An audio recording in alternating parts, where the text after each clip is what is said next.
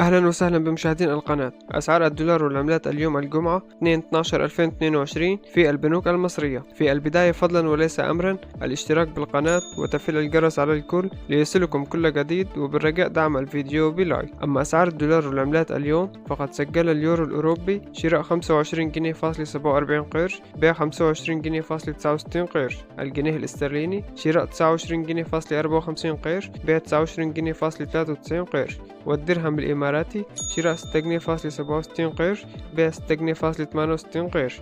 والدينار الأردني شراء 34 جنيه فاصل 8 قروش، بيع 34 جنيه فاصل 62 قرش. وسجل الدينار الكويتي شراء 77 جنيه فاصل 9 قروش، بيع 79 جنيه فاصل 97 قرش. والريال القطري شراء 6 جنيه فاصل 28 قرش، بيع 6 جنيه فاصل 69 قرش. والريال السعودي شراء 6 جنيه فاصل 51 قرش، بيع 6 جنيه فاصل 53 قرش. أما الدولار فقد سجل شراء 24 جنيه فاصل 53 قرش، بيع 24 جنيه فاصل 61 قرش. وشكرا لكم على حسن الاستماع.